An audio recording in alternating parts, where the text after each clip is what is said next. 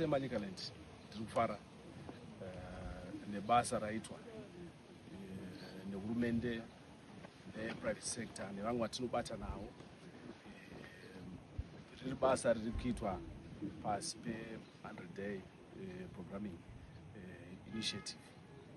Taona maprojects akawanda achiitwa achipedzwa, kusanganisa passport, Hotare passport office, kusanganisa irrigation schemes akaita sana Romsley, kusika vanhu nemamwe, kusanganisa mamwe mabasa ekugadzira industry akafanana mega market flour milling plant, hauna value addition plant. Mabasa ose aitwa ari pasi pechirongwa che100-day initiative. Anova mabasa atinoona ari kubatsira mhuri dzeMANICALAND munyaya yebudiriro. This time around is that the planning which is taking place now over here has taken on board offices of the ministers of state from all provinces, and that is in line with the devolution agenda, and that will ensure that all the programs and projects being implemented in all the provinces will be effectively coordinated by ministers of state. Progress accounted for at subnational level. Communities fully taken on board. That is in line, of course, with the President's emphasis that no place or no person should be left behind. So we are excited that the workshop that is taking place here will enhance the implementation of devolution and decentralization with respect to the rapid results initiatives and other programs at large. So, Shona. Okay. This workshop is a high-level technical validation workshop, which is aimed to reflect on the implementation of the Rapid Results Initiative, which was adopted by government in 2018 for the purpose of expediting the implementation of citizen-centric, high-impact, life-changing projects, mostly those that are meant to improve the livelihoods of the people. Here, government, or we can say the new dispensation, in 2018, they saw it fit that as the government machinery is implementing so many projects, some of which are administrative, there is need to focus more on implementation of the projects that address the needs and problems of the people for the transformation of our economy towards the attainment of Vision 2030. So this workshop, we are saying, yes, we've been implementing, but we've identified also challenges. And now as we move into the second leg of our NDS, the National Development Strategy, we are now moving to NDS 2, and also ministries, they are expected to have done their strategic planning workshops at the end of last year.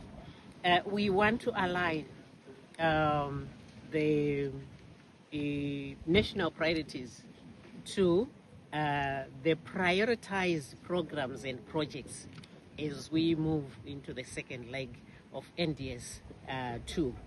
Then also, you find that in the past, we used to plan for 100-day priority projects at the beginning of each cycle.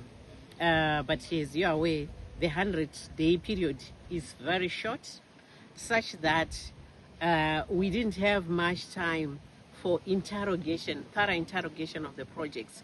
So we felt that it's prudent that we plan for the whole year, such that as we move into the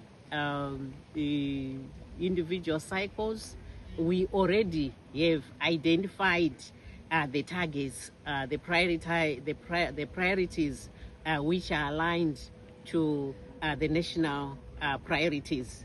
So we hope to see an improvement after this workshop, because we have got the key persons.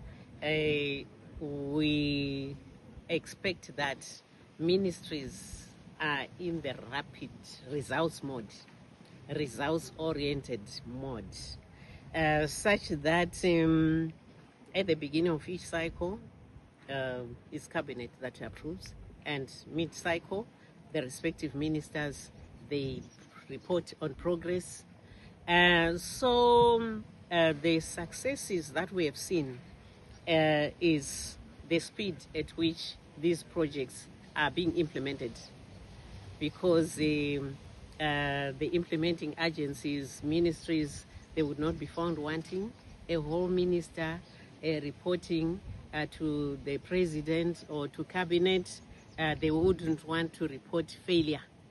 They always want to report successes. So we have seen the construction of magistrates' courts around the country.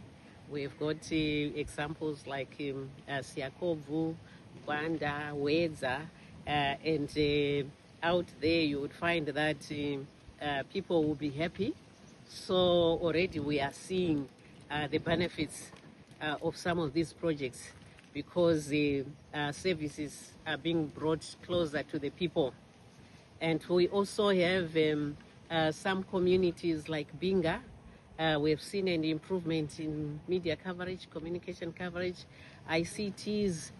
We have seen that out there, schools, we've seen schools benefiting, and also under the Ministry of Primary and Secondary Education, we have satellite schools, which in a way, if you have visited one, we would not really be like reporting much on the leaving no one or no place behind, if the ministry is not doing much to upgrade those schools. So we have seen upgrading of former satellite schools, and we are working closely with the Ministry of Primary and Secondary Education to see to it that we reduce as fast as possible these former satellite schools, and see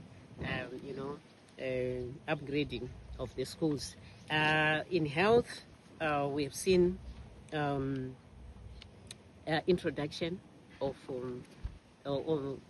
construction of health posts. These are found in places where health delivery centers were very far, like 25 kilometers. We have got examples like the Mutasa Health Post. There are about 11 model clinics of that nature, and the same applies to schools. We've got model schools